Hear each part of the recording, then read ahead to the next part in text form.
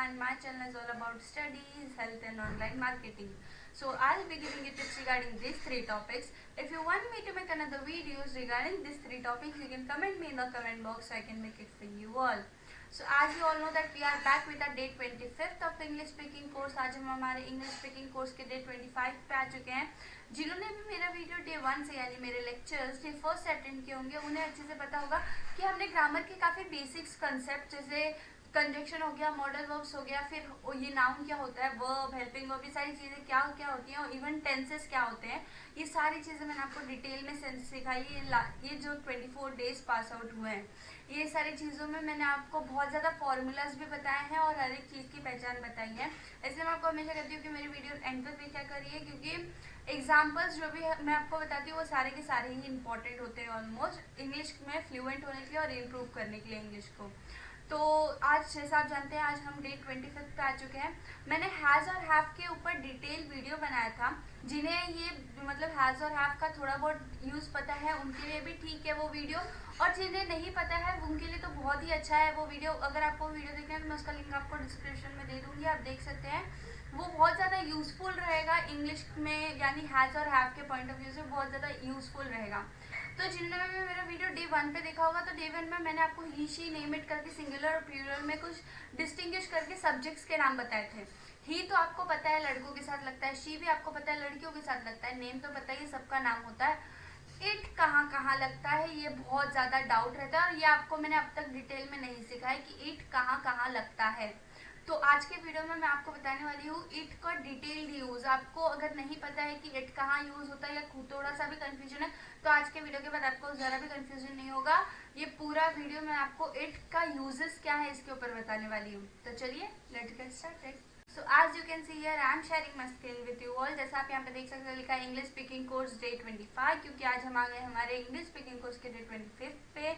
जैसे मैंने आपको स्टार्टिंग में कहा था वही चीज़ यहाँ पे लिखी है. Today we are going to study the common uses of it, यानी इट के बहुत ज़्यादा रेयर यूजेस यानी जो कॉमन यूज़ करते हैं हम इट कहाँ कहाँ यूज़ करते हैं सारी चीज़ें आज के वीडियो में मैं आपको बताने वाली हूँ.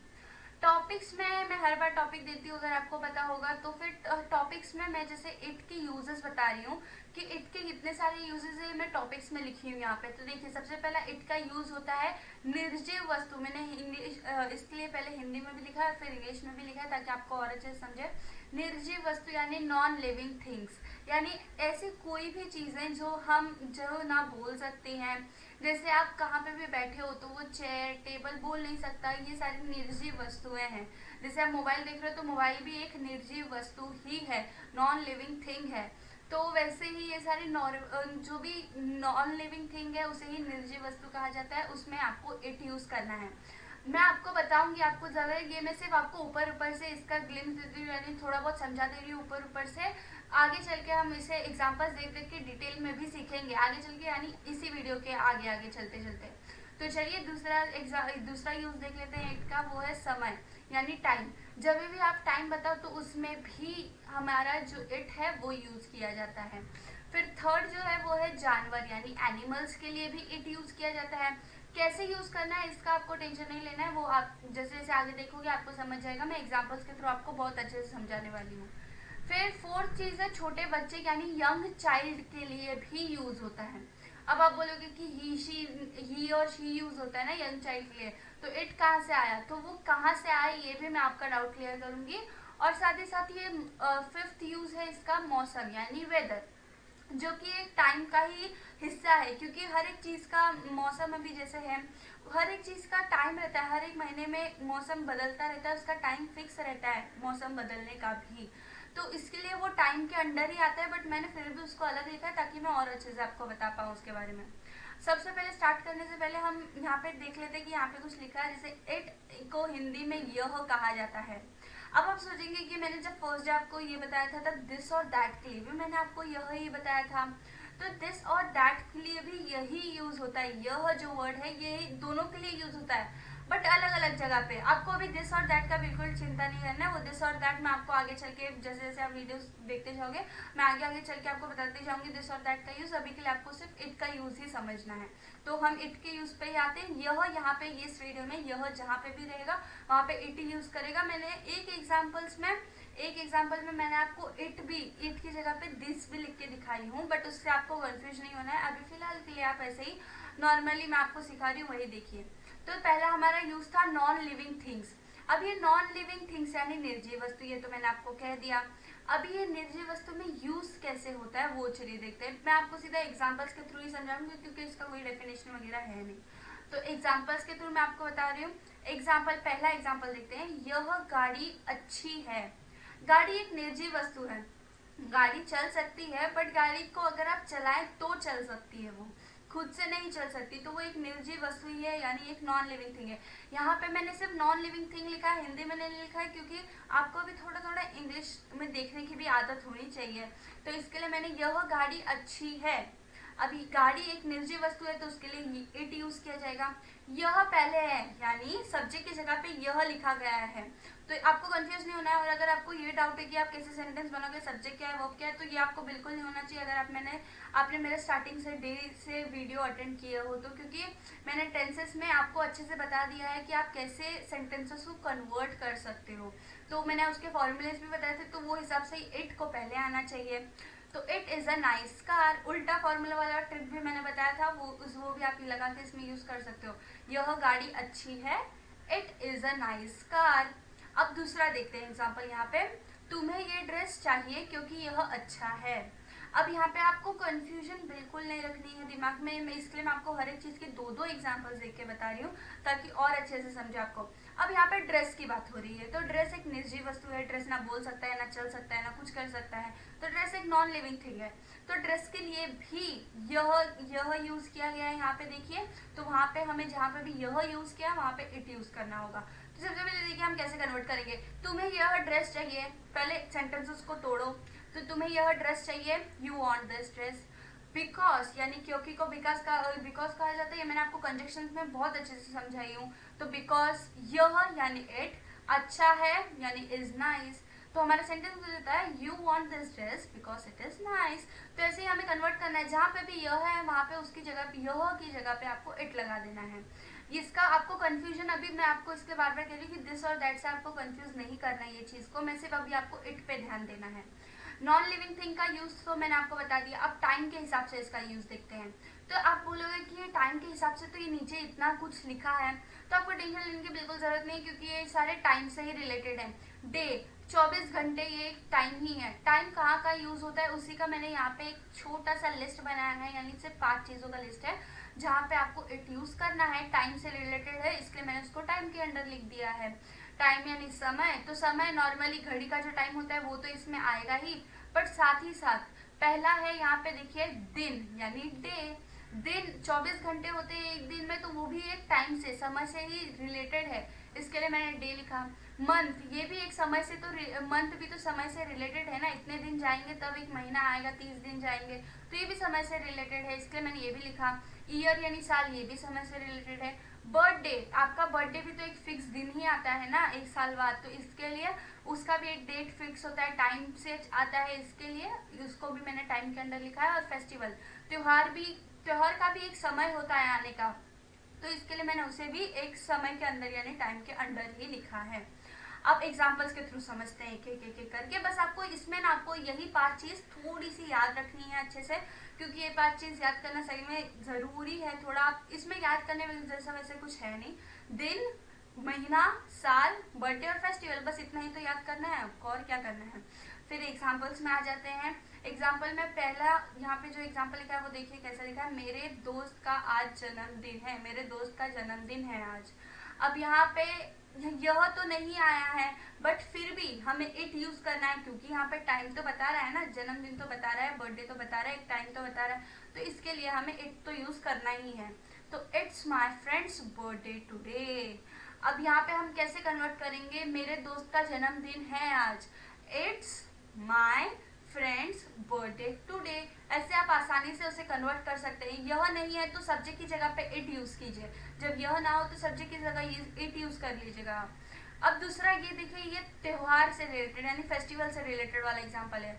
यह क्रिसमस का त्योहार है, अब ये भी तो एक समय है, अब यहाँ पे तो यह आ गया, तो इट्स क्रिसमस फेस्टिवल। आपको ऐसे धीरे धीरे कन्वर्ट करना है। तीसरा एग्जाम्पल, टाइम का लास्ट एग्जाम्पल पहले देख लेते हैं। यह अप्रैल का महीना है। अब महीना आपको बता रहे हैं, वो भी तो एक समय ही है, तो it's the month of April, it's the month of April. तो ऐसे आपको बताना है, ये टाइम से रिलेटेड जितने भी डाउट्स रहेंगे ना, वो धीरे धीरे करके आपके आसानी से क्लियर हो जाएंगे इस वीडियो में। ये 3 एग्जाम्पल के थ्रू तो क्लियर हो ही जाने चाहिए। अभी जैसे अगर आपको कोई टाइम पूछ रहा है कि कितना बजा है, तो आप बोलोगे इंग्लिश में, आप ऐसे भी, अभी सपोज 2 बज रहा है, तो आप ऐसे भी बोल सकते हो कि इट्स 2 o'clock। टाइम से तो आपको पता ही है ना, घंटा यानी इसका जो घड़ी का टाइम होता है वो तो आएगा ही सबसे पहली चीज। और ये सारी चीज उसका एग्जाम्पल मैंने देख के आपको समझा दी। अब आगे चलते हैं, एनिमल्स में कैसे यूज किया जाता है इसको। तो यहाँ पे देखिए, एनिमल्स जानवर होते हैं, ये तो आपको पता ही है। तो एनिमल्स यहाँ पे एग्जाम्पल्स, अब एग्जाम्पल्स से सीधा एग्जाम्पल से समझेंगे, आपको अच्छे से समझ जाएगा। तो यह पहला एग्जाम्पल है, यह अच्छा कुत्ता है। अब जैसे बहुत सारे लोग होते हैं कि कुत्ते का भी जेंडर लग देते हैं, मतलब जैसे यह बहुत अच्छी कुत्तिया है, ये बहुत अच्छा कुत्ता है, या तो बिल्ली में भी डिफरेंशिएट, जैसे ही शी यूज किया जाता है जानवरों के लिए। बट ग्रामेटिकली अगर आपको कहा जाए कि आप ग्रामेटिकली सेंटेंस बनाओ जानवरों से रिलेटेड, तो आपको इट ही यूज करना है। हर एक जानवर के लिए इट ही यूज किया जाता है।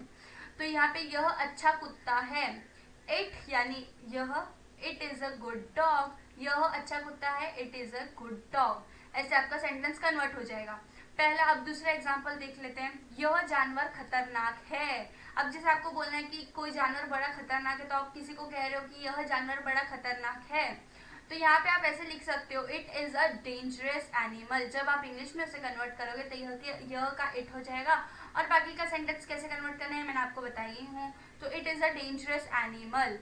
अब आते हैं हमारे चौथा यूज पे, जो कि यंग चाइल्ड है, जो आपको थोड़ा सा कंफ्यूज कर रहा होगा कि यंग चाइल्ड यानी यंग चाइल्ड तो एक बच्चे के लिए हम ही या शी ही यूज किया जाता है ना। बट ऐसा हो कि कभी कभी एग्जाम्पल्स, पहला एग्जाम्पल देखते हैं, उससे मैं थोड़ा लिंक लगा के आपको बताती हूँ। एग्जाम्पल में यह देखो, यह बड़ा शांत बच्चा है। अब आपको पता नहीं है ये किसका बच्चा है, बस आप ऐसे ही रास्ते में चल रहे हो, कोई बच्चा दिख गया, आपने उसको बोल दिया कि यह बड़ा शांत बच्चा है, तो उसमें आपको इट यूज करना है, यानी यह तो आ गया ना इसमें, तो इसके लिए इट्स अ क्वाइट बेबी, या तो आप इट्स अ क्वाइट चाइल्ड भी लिख सकते हो, क्योंकि यह आ गया तो वहां पे इट यूज करना कंपलसरी है, मैंने आपको स्टार्टिंग में ही लिख के दिखा दिया था। तो यह आप जब भी बोलते हो यह बड़ा शांत बच्चा है, तो यह तो आ गया, इसके लिए आपको इट यूज करना है। दूसरा, यह तुम्हारा बच्चा है।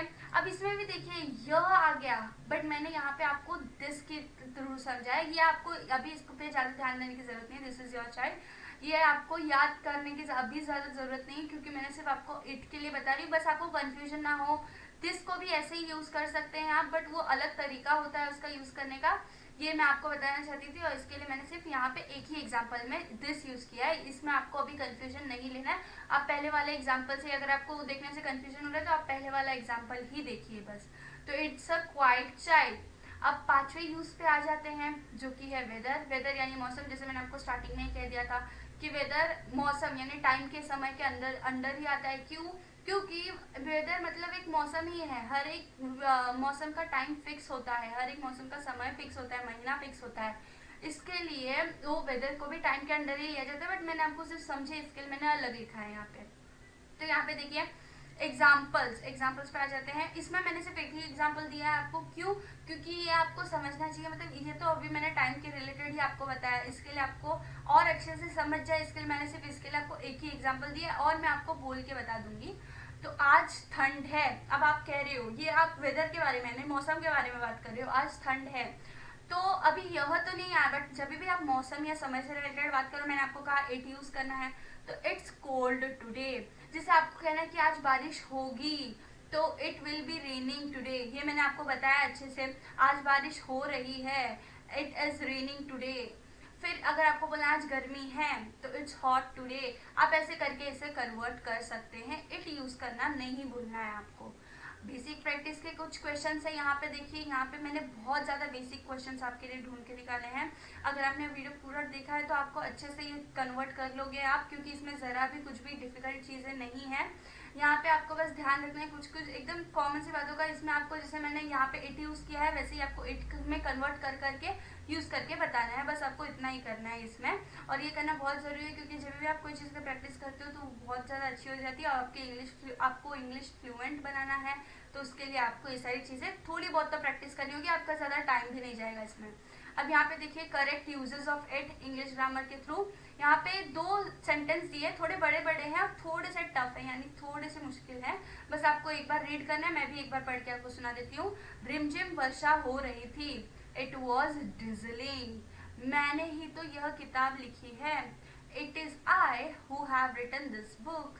तो यहाँ पे 2 सेंटेंसेस थे, तो थोड़ा सा डिफिकल्ट थे, बट बोलने में उतने ही ईजी है। आपको कोई भी ऐसा टेंशन नहीं लेना कि थोड़ा डिफिकल्ट है, ये क्या है वो क्या है। धीरे धीरे करके आपको पूरे 60 डेज में बहुत अच्छी इंग्लिश आ जाएगी।